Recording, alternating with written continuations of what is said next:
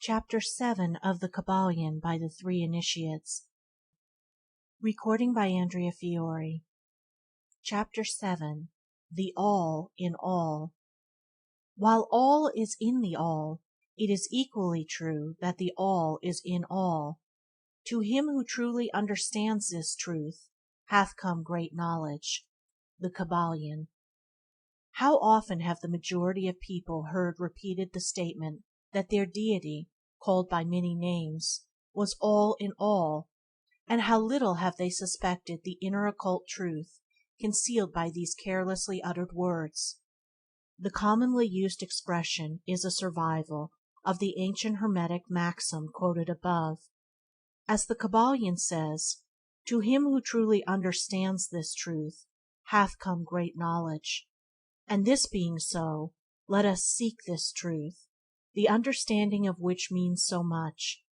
In this statement of truth, this Hermetic maxim, is concealed one of the greatest philosophical, scientific, and religious truths.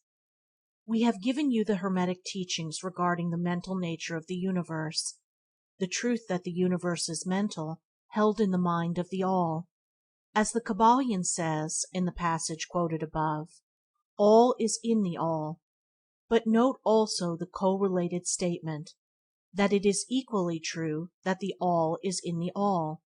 This apparently contradictory statement is reconcilable under the law of paradox. It is, moreover, an exact Hermetic statement of the relations existing between the all and its mental universe. We have seen how all is in the all. Now let us examine the other aspect of the subject.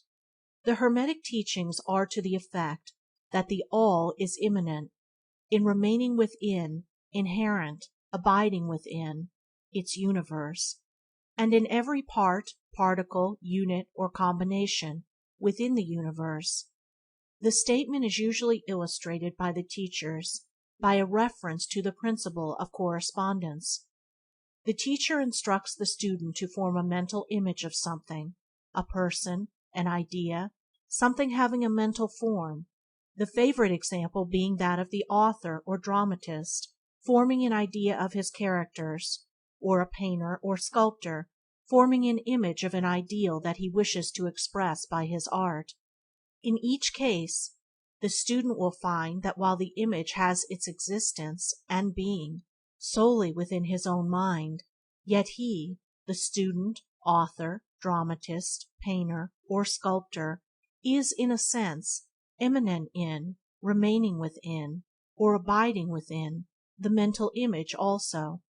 In other words, the entire virtue, life, spirit of reality in the mental image is derived from the immanent mind of the thinker. Consider this for a moment, until the idea is grasped. To take a modern example, let us say that Othello, Iago, Hamlet, Lear, Richard III existed merely in the mind of Shakespeare at the time of their conception or creation, and yet Shakespeare also existed within each of these characters, giving them their vitality, spirit, and action. Whose is the spirit of the characters that we know as Micawber, Oliver Twist, Uriah Heep? Is it Dickens? Or have each of these characters a personal spirit, independent of their creator? Have the Venus of Medici, the Sistine Madonna, the Apollo Belvedere, spirits and reality of their own, or do they represent the spiritual and mental powers of their creators? The law of paradox explains that both propositions are true, viewed from the proper viewpoints. Micawber is both Micawber and yet Dickens, and again, while Micawber may be said to be Dickens, yet Dickens is not identical with Micawber. Man, like Micawber, may exclaim, "The spirit of my Creator is inherent within me, and yet I am not He." How different this is from the shocking half-truth so vociferously announced by certain of the half-wise, who fill the air with their raucous cries of "I am God." Imagine poor Micawber, or the sneaky Uriah Heep, crying "I am Dickens," or some of the lowly clods in one of Shakespeare's plays, eloquently announcing that "I am Shakespeare." The all is in the earthworm, and yet the earthworm is far from being the all. And still the wonder remains, that though the earthworm exists merely as a lowly thing, created and having its being solely within the mind of the all, yet the all is immanent in the earthworm, and in the particles that go to make up the earthworm. Can there be any greater mystery than this of the all in the all, and the all in all? The student will, of course, realize that the illustrations given above are necessarily imperfect and inadequate, for they represent the creation of mental images and finite minds, while the universe is a creation of infinite mind, and the difference between the two poles separates them. And yet it is merely a matter of degree. The same principle is in operation. The principle of correspondence manifests in each. As above, so below; as below, so above. And in the degree that man realizes the existence of the indwelling spirit immanent within his being, so he will rise to the spiritual scale of life. This is what spiritual development means: the recognition, realization, and manifestation of the spirit within us. Try to remember this last definition, that of spiritual development. It contains the truth of true religion. There are many planes of being, many subplanes of life, many degrees of existence in the universe, and all depend upon the advancement of beings in the scale, of which scale the lowest point is the grossest matter, the highest being separated only by the thinnest division from the spirit of the all. And upward and onward along this scale of life everything is moving. All are on the path, whose end is the all. All progress is returning home. All upward and onward, in spite of all seemingly contradictory appearances. Such is the message of the illumined. The Hermetic teachings concerning the process of the mental creation of the universe are that at the beginning of the creative cycle, the all, in its aspect of being, projects its will toward its aspect of becoming, and the process of creation begins. It is taught that the process consists of the lowering of vibration until a very low degree of vibratory energy is reached, at which point the grossest possible form of matter is manifested. This process is called the stage of involution, in which the all becomes involved or wrapped up in its creation. This process is believed by the Hermetists to have a correspondence to the mental process of an artist, writer, or inventor, who becomes so wrapped up in his mental creation as to almost forget his own existence, and who, for the time being, almost lives in his creation. If instead of wrapped we use the word wrapped, perhaps we will give a better idea of what is meant. The involuntary stage of creation is sometimes called the outpouring of the divine energy, just as the evolutionary state is called the indrawing. The extreme pole of the creative process is considered to be the furthest removed from the all, while the beginning of the evolutionary stage is regarded as the beginning of the return swing of the pendulum of rhythm, a coming home idea being held in all of the Hermetic teachings. The teachings are that during the outpouring the vibrations become lower and lower until finally the urge ceases and the return swing begins. But there is this difference, that while in the outpouring the creative forces manifest compactly and as a whole, yet from the beginning of the evolutionary or indrawing stage there is manifested the law of individualization, that is, the tendency to separate into units of force, so that finally that which left the all as unindividualized energy returns to its source as countless highly developed units of life, having risen higher and higher in the scale by means of physical, mental, and spiritual evolution. The ancient Hermetists used the word meditation in describing the process of the mental creation of the universe in the mind of the all, the word contemplation also being frequently employed, but the idea intended seems to be that of the employment of the divine attention. Attention is a word derived from the Latin root, meaning to reach out, to stretch out, and so the act of attention is really a mental reaching out, extension, of mental energy, so that the underlying idea is readily understood when we examine the real meaning of attention. The Hermetic teachings regarding the process of evolution are that the All, having meditated upon the beginning of the creation, having thus established the material foundations of the universe, having thought it into existence, then gradually awakens or rouses from its meditation, and in so doing starts into manifestation the process of evolution on the material, mental, and spiritual planes, successively and in order. Thus the upward movement begins, and all begins to move spiritward. Matter becomes less gross, the units spring into being, the combinations begin to form, life appears and manifests in higher and higher forms, and the mind becomes more and more in evidence, the vibrations constantly becoming higher. In short, the entire process of evolution, in all its phases, begins and proceeds according to the established law of the indrawing process. All of this occupies eons upon eons of man's time, each eon containing countless millions of years, but yet the illumined inform us that the entire creation, including involution and evolution, of a universe, is but as the twinkle of the eye to the All.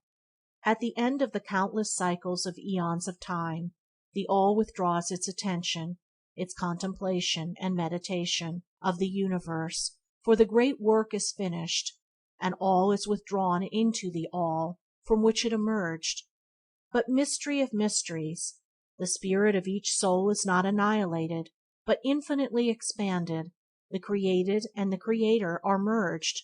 Such is the report of the illumined. The above illustration of the meditation, and subsequent awakening from meditation, of the All is of course but an attempt of the teachers to describe the infinite process by a finite example, and yet, as below, so above, the difference is merely in degree, and just as the All arouses itself from the meditation upon the universe, so does man, in time, cease from manifesting upon the material plane, and withdraws himself more and more into the indwelling spirit, which is indeed the divine Ego. There is one more matter of which we desire to speak in this lesson, and that comes very near to an invasion of the metaphysical field of speculation, although our purpose is merely to show the futility of such speculation.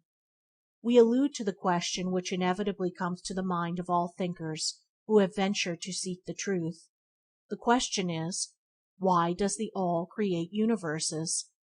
The question may be asked in different forms, but the above is the gist of the inquiry. Men have striven hard to answer this question, but still there is no answer worthy of the name.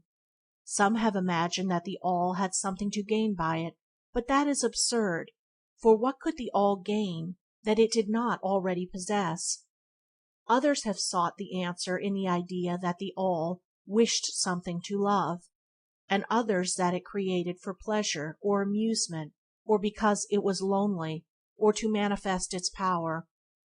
All puerile explanations and ideas belonging to the childish period of thought. Others have sought to explain the mystery by assuming that the All found itself compelled to create, by reason of its own internal nature, its creative instinct. This idea is in advance of the others, but its weak point lies in the idea of the All being compelled by anything, internal or external. If its internal nature, or creative instinct, compelled it to do anything, then the internal nature, or creative instinct, would be the absolute instead of the All, and so accordingly that part of the proposition fails. And yet the All does create and manifest, and seems to find some kind of satisfaction in so doing, and it is difficult to escape the conclusion that in some infinite degree it must have what would correspond to an inner nature or creative instinct in man, with correspondingly infinite desire and will. It could not act unless it willed to act, and it would not will to act unless it desired to act, and it would not desire to act unless it obtained some satisfaction thereby. And all of these things would belong to an inner nature, and must be postulated as existing according to the law of correspondence. But still, we prefer to think of the All as acting entirely free from any influence, internal as well as external. That is the problem which lies at the root of difficulty, and the difficulty that lies at the root of the problem. Strictly speaking, there cannot be said to be any reason whatsoever for the All to act, for a reason implies a cause, and the All is above cause and effect, except when it wills to become a cause, at which time the principle is set into motion. So you see, the matter is unthinkable, just as the All is unknowable. Just as we say the All merely is, so we are compelled to say that the All acts because it acts. At the last, the All is all reason in itself, all law in itself, all action in itself, and it may be said truthfully that the All is its own reason, its own law, its own act, or still further, that the All, its reason, its act, its law, are one, all being names for the same thing. In the opinion of those who are giving you these present lessons, the answer is locked up in the inner self of the All, along with its secret of being. The law of correspondence, in our opinion, reaches only to that aspect of the All which may be spoken of as the aspect of becoming. Back of that aspect is the aspect of being, in which all laws are lost in law, all principles merge into principle, and the All, principle, and being are identical, one and the same. Therefore, metaphysical speculation on this point is futile. We go into the matter here merely to show that we recognize the question, and also the absurdity of the ordinary answers of metaphysics and theology. In conclusion, it may be of interest to our students to learn that while some of the ancient and modern Hermetic teachers have rather inclined in the direction of applying the principle of correspondence to the question, with the result of the inner nature conclusion, still legends have it that Hermes the Great, when asked this question by his advanced students, answered them by pressing his lips tightly together and not saying a word, indicating that there was no answer. But then he may have intended to apply the axiom of his philosophy, that the lips of wisdom are closed, except to the ears of understanding, believing that even his advanced students did not possess the understanding which entitled them to the teaching. At any rate, if Hermes possessed the secret, he failed to impart it, and so far as the world is concerned, the lips of Hermes are closed regarding it. And where the great Hermes hesitated to speak, what mortal dare to teach? But remember that whatever be the answer to this problem, if indeed there be an answer, the truth remains that, while all is in the All, it is equally true that the All is in the All. The teaching on this point is emphatic, and we may add the concluding words of the quotation: "To him who truly understands this truth hath come great knowledge." End of chapter 7. Recording by Andrea Fiore.